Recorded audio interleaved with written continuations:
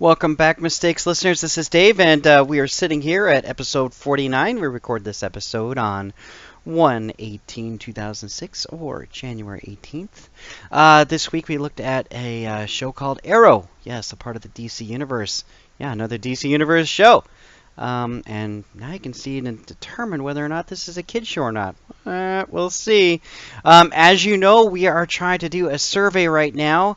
We are asking just two questions. One, what do you like about the show? And two, what don't you like about the show? And we are open to any suggestions, both positive or negative. We don't care. We just want suggestions.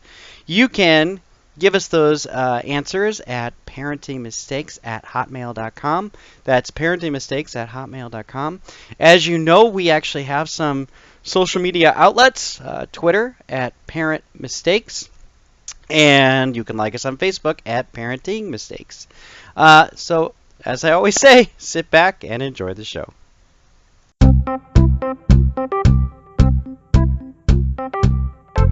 So, Dave, I know you love quizzes. But it's so... Yes, I do. I should just embrace it every time.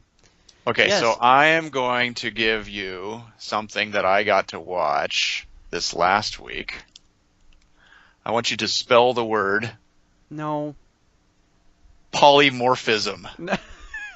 P-O-L-Y-M-ism.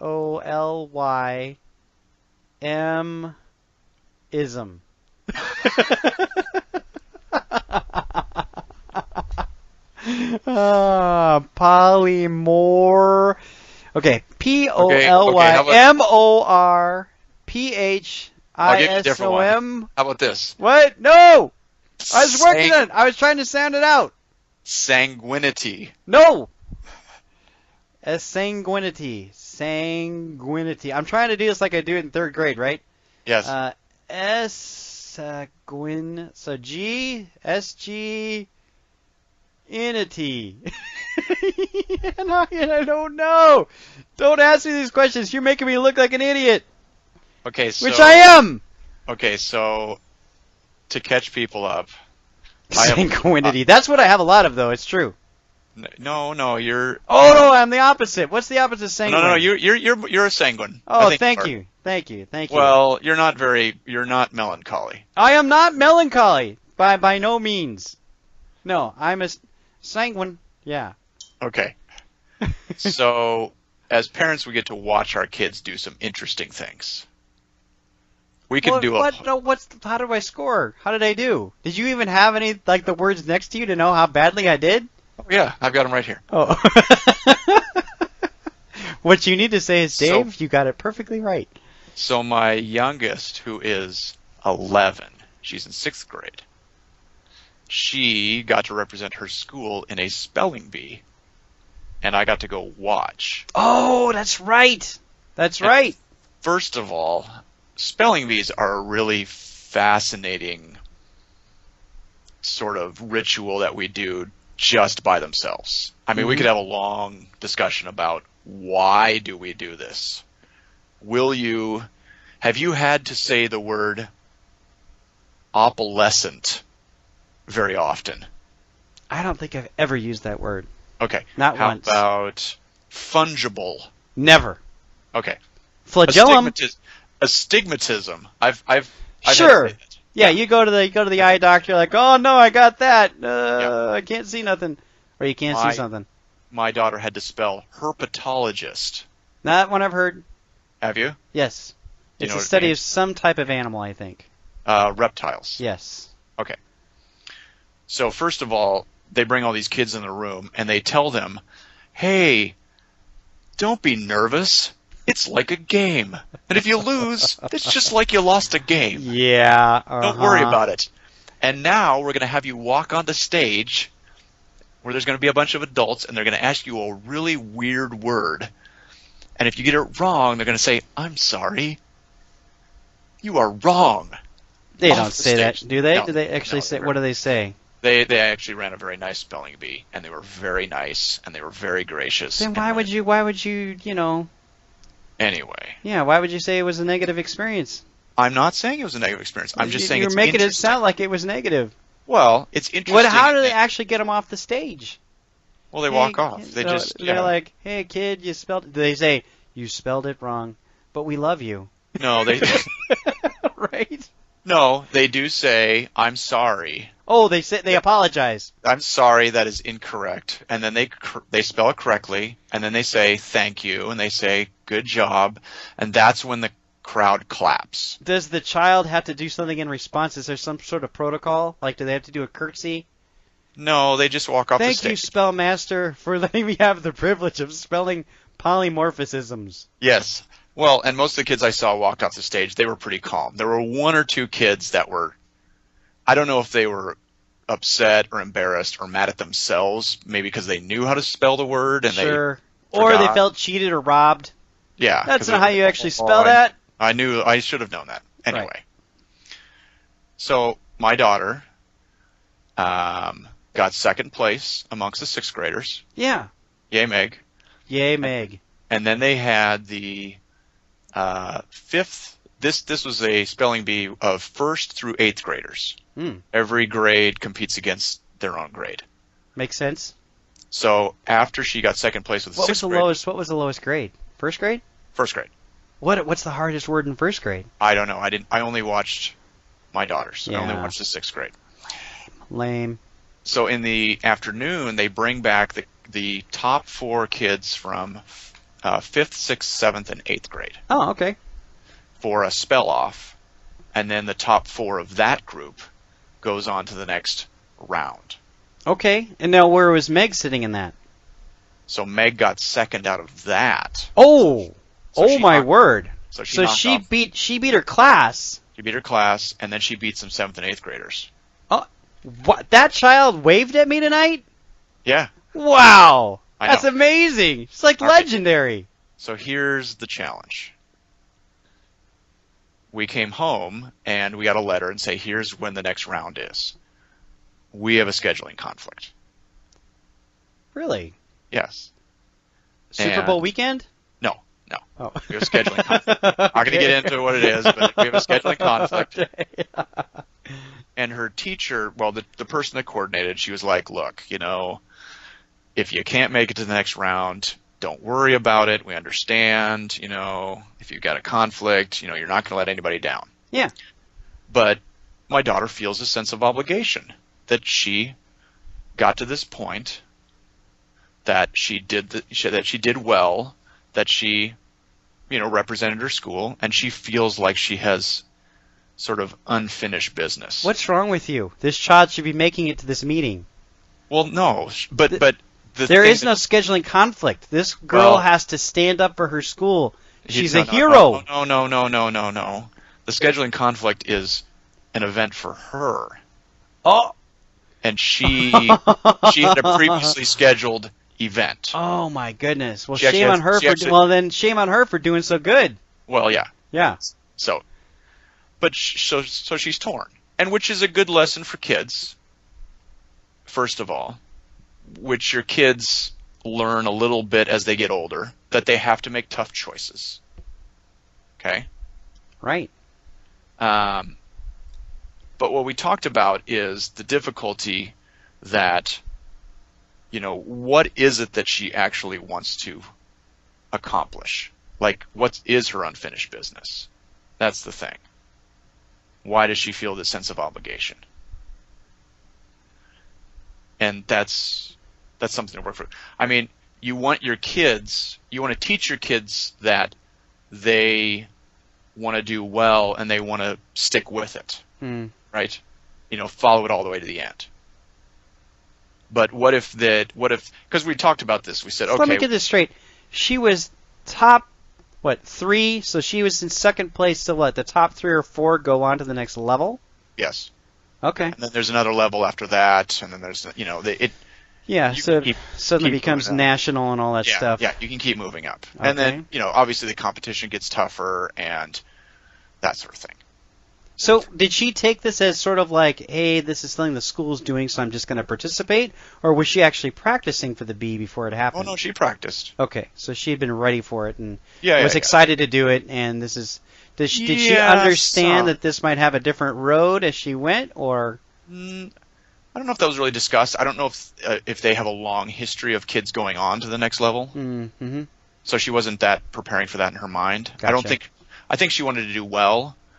It's one of those things that you can sort of sense that some kids, where they spelling bee, some of them I think probably want to win, but some of them are probably relieved to get off the stage. Sure.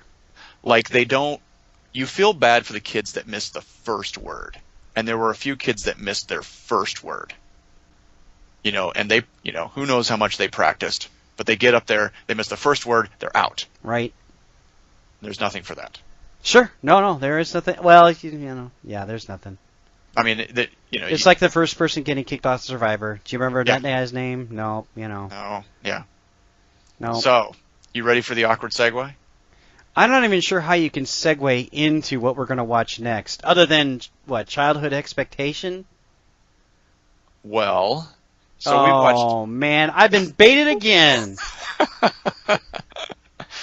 Folks, if you have not listened to our podcast before, we evaluate television and movies, and we discuss it through the lens of appropriateness for children, young to old children.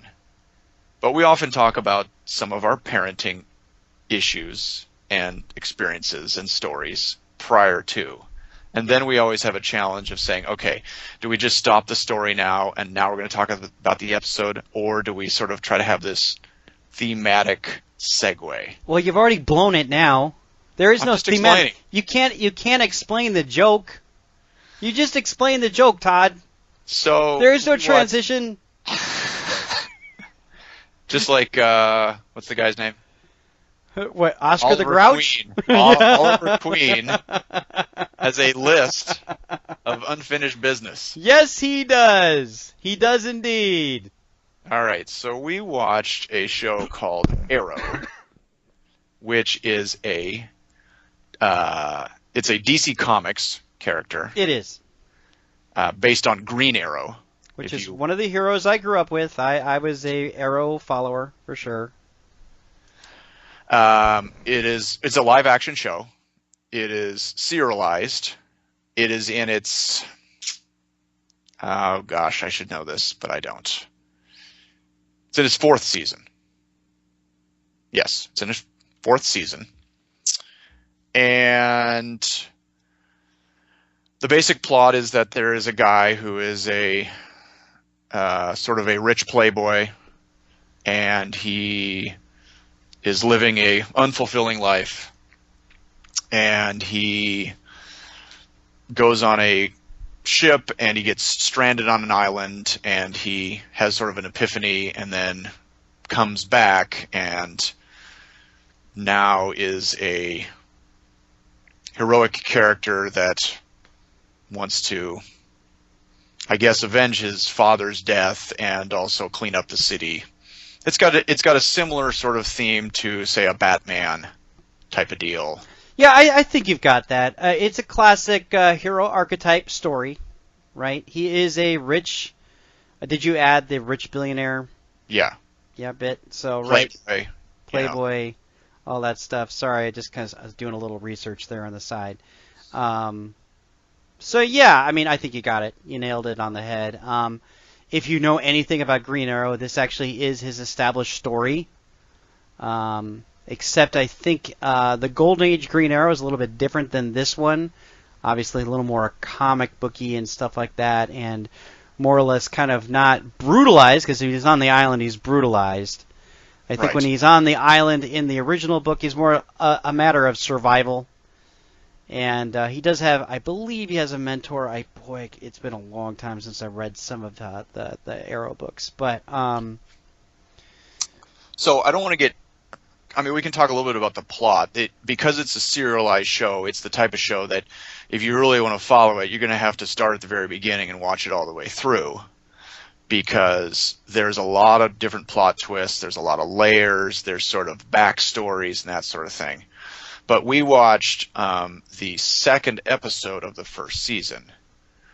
So in this episode, we have established that he is now this character. We've told in the pilot, they sort of tell his his backstory of being stranded on the island, and then he comes back, and now we've essentially sort of set the stage of, okay, now he is this Arrow character, and he has this sort of list of bad guys in the city, and in order to sort of, I don't know, honor his father's memory or finish his father's work or sort of correct his father's wrongs, he's going to go out. It's the latter. It's correct his father's wrongs. Correct his father's wrongs. There's been some nefarious things that have occurred in Starling City. Right. Right? And basically his dad's like, help me, son, redeem the bad things that I have done. Help me save the city. Right. And so, go ahead. He has a notebook of names. Of people that are, quote-unquote, failing the city. Right. And it's a pretty straightforward plot device that we're going to see this for the next few seasons. He's going to go through the list, and he's going to sort of take out bad guys. And, of course, there are other elements. There is a bodyguard that... Diggle. Yeah, may or may not know some things about him, or may or not figure out some things. There is a love interest who was a Laurel. sister to the girl that drowned on his boat in the pilot episode. Sarah. Yeah, so yes, I have watched this show. I have watched this show. There is the mom who may or may not be doing some nefarious things behind his back, that sort of thing. And again, we've seen this with a lot of different shows where it's much more complex, obviously, because it's more of an adult show. It is absolutely an adult show. In that it's much more complicated than the Super Friends that we watched back in the day. Absolutely. And we are going to see, I am sure, the show explore his sort of emotional approach to life and whether or not he really believes what he's doing, and that's where I'm guessing it will go. So it's a very interesting time that we live in because of the Marvel Universe, the MCU. The MCU has basically, and you could say the X-Men too, or even Spider-Man, brings about this seriousness to our heroes now, that there is some sort of grounded reality to our heroes. And up until Arrow, we didn't really have a very serious DC show. I think prior to this, we had Smallville, and that Smallville ended its 10-season run, and that was the end of pretty much DC on TV for a while, and this was DC's chance to really kind of captivate the audience. And right. Because we now live in this world in which we have to get these heroes are brooders, they're hard cases. I mean, you could see that the Green Arrow is patterned a lot after Batman, in that he's dark, he's ferocious, he is, when he's cornered, he's gonna attack, he's clever, does the classic, if you're not looking, he's gonna disappear type, he's got all the different sort of vigilante skills. Right. But I did actually do a little bit of research here because, again, and I think this is where the parenting, as parents, listen up. This is not the comics that we grew up with. When I was reading comics in the 80s, there was a lot of fluff. Up until that point, quote unquote, Batman had never killed anybody. I do believe that was a lot of the case for Green Arrow. I don't think he actually killed a whole lot of folks. But that actually all changed when Frank Miller came into the DC scene. Do you know who Frank Miller is? I do. Okay, so Frank Miller arrives and he's like, I'm going to give you the reality of what it was like to be Batman. So clearly that was The Dark Knight Returns, which was written by Frank Miller, was a huge hit for comic nerds because, and that core group, oh my gosh, this is really how it would really be like if Batman had turned 55 and he had aged and he had been a vigilante and now the city was really in trouble and he had to return to his old cape and cowl, and it's hard, it's cruel, it's bloody, it's very gritty. Okay? Right. It was extremely popular. And it left behind a lot of that golden age, hey, Super Friends were now left behind. Right. You could honestly say that some of Frank Miller is hey, do you remember Batman as a Super Friend? Well, this is what happens when Batman actually retires and comes back into the business and the world's gotten out of hand. So once that comic book went away, it set a tone for the DC Universe. The next book to come out after Dark Knight Returns was a reinvention of the Green Arrow, and that book was called Longbow Hunters, and I picked up all those books as well, and it brought all of that grittiness to Green Arrow. Like, all right, we're going to adultify him because obviously our audience craves this mature storyline and gritty, what we have today in almost every comic book movie / comic book show. That is what this Green Arrow is based off of. This Green Arrow is a killer. He doesn't have any problems with basically shooting a villain in the heart with an arrow, right? And he leaves evidence all over the place. He's like, my statement to the city is, there's a vigilante in town with a bow and arrow, and I kill my prey. If they get in the way, they're dead. Okay, but let me ask you this. Now, okay, let me ask a detailed question and then a bigger question. Sure. Did you perceive, and we've talked about this before from a parenting standpoint, what is it that we really have questions about in terms of, say, violence in a show for kids? Is it the specifics of, say, death? Is it blood? Is it dismemberment? Is it people screaming, that sort of thing? Did you perceive in the show him actually killing a lot of people, or just sort of, shall we say, disabling them, taking them out of the picture? No, he was there was a whole sequence near the end of the episode where he is just shooting people full of arrows. No, I understand that, but I'm saying it's sort of the old, okay, do I shoot this guy in the heart, or am I basically just, it's sort of the A-team thing. No, right? I did not get that impression whatsoever. Okay. I thought this guy is out to basically eliminate the foe in whatever it takes kind of fashion. Okay. Right. So, and that does play a role, right? Oh, sure. Because, we've dealt with this with a number of shows.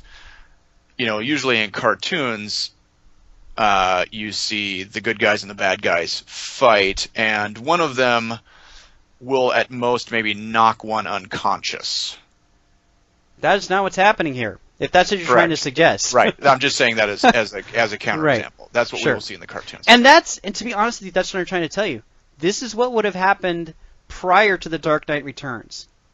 There was some grittiness in comics, but it really was Green Arrow literally had arrows with boxing gloves at the end. Right? You've seen these arrows. He had a huge array of different arrows that he could shoot. One of them had a boxing glove that he could shoot, and it would knock the guy out. Right. Right? Oh, I've been hit by a boxing glove. All right, so let's go back to the parenting mistakes angle of this. Yeah. We've looked at a couple of these types of shows. We looked at The Flash. We looked at Marvel Agents of S.H.I.E.L.D. We know that in an abstract sense, these may or may not be intentionally adult shows, but what we do know is that from a marketing standpoint, and from, say, a time slot standpoint, and from an access standpoint, the creators of this are going to be more than happy to have this marketed to, say, preteens or teens. Yes? Yep. Kids that are, even down to, say, I'm sure we know that parents let their kids watch all kinds of stuff. Little kids watch rated R stuff, that sort of thing. I wouldn't be shocked if there were kids that were, say, 8 or 9 watching this show. Oh yeah, that wouldn't surprise me. So I guess my question is, from your standpoint, where is the appropriate range? If you were going to, and we've stayed away from on this podcast giving sort of the simple thumbs up, thumbs down for the most part, and we've also sometimes stayed away from an exact age because kids are a little different. Mm-hmm.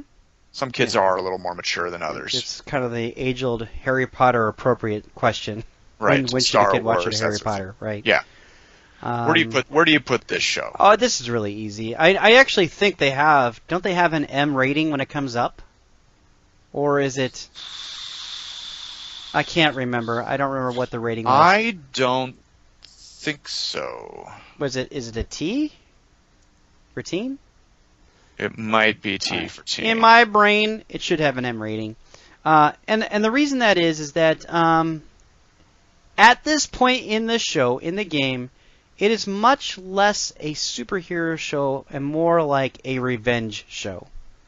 I am out for blood. Okay. And I think that's an adult theme that needs to be dealt with a mature audience. Like, why is the Arrow doing what he is doing? Well, he's avenging his father, he's saving his city, and he's doing it out of a lot of anger. It always seems like he's, even in this episode, there's a lot of anger, a lot of deception, a lot of things that are going on where I'm like, if you're a kid, these are concepts that you just don't totally get yet. And this should not be your introduction to it either. I think actually the other thing too is that the show is incredibly complex, and just trying to follow the show itself. And then this would be my second viewing of that particular episode, and mind you, this is a forgettable episode. It was not a fantastic episode, but it's got a lot of things going on. They actually had like several different crime groups involved, and there's some sort of courtroom drama involved. You've got the cops involved, and they all have some sort of very hardcore role to play within the episode, and it's all intermingled with how Oliver is going to execute his plan. Right. And part of that is because it is the second episode of the series, so they're still laying out the characters. Totally. They are totally world building, and that's why this episode's important. But at the same time, with the concepts that are going on, I'm not even sure that a kid would find it really entertaining. If you as a parent thinks, oh, you're watching Green Arrow, you're not. Right. It is rated TV-14, by the way. Okay. And it's actually literally called Arrow, not Green Arrow. Correct. I think for that very reason. Because it is saying this is a different version. Yes. Similar to Batman has really sort of been branded in, say, the latest movies as the Dark Knight. Yes. As he's still Batman, but the Dark Knight that's kind of really how they are sort of creating this. Yes, and I would say that both Arrow and the Dark Knight are not very approachable. Correct. As heroes. Right. They are isolating characters because they have a singular mission. They don't want to let people in because I think they sort of know that their mission is kind of always going to be incomplete. Sure. It's an endless amount of crime. Right. Now, again, I mean, the Dark Knight character sort of had, a lot of anger issues and guilt over his parents' death and blah, blah, blah. In Arrow, he does have a list, but we suspect that list is more than, say, half a page. Right. And all of the other characters around him are making him feel bad in some way. You left us on a bad note. We thought you were dead, but you found out you're alive. But now that you're alive, my expectations of you are not what I thought they would be. Like it's just one thing after another. I'm not even sure kids could really roll with it. Correct. Which is why I think this show is really popular with adults. So I guess the parenting mistake here, again, as you have alluded to, is parents should not just look at this show and say, okay, based on comic book, it's probably fine. Because, again, you and I, having grown up with the very tame Super Friends, are now parents. And we remember the Super Friends fondly and almost in an amusing way, I think. Because it was, now you look at the Super Friends as such a tame, cheesy show. Well, it's a weird time to grow up because basically the folks that were nerds like us are now running Hollywood, and they read all the same comic books, but they realized. So, for example, Age of Ultron came out last year. I was very excited to go see it. I thought I'll go down to the library and I'll pick up the Age of Ultron comic book from the 60s or 70s or whatever period I could pick it up from, and I began to read it. I was bored out of my mind. I was like, this is completely not very appealing because it's written for 12-year-olds and it's kind of silly and stupid. I don't want to say stupid, but the plot was all there. It just wasn't very entertaining as an adult. Right. If I was 12, I'd be all over it. So what they're doing is they've matured these properties along with us because they know that the Daves in the world are still out there and interested in the superheroes, but they want to see them at a higher caliber or a much more mature level. Correct.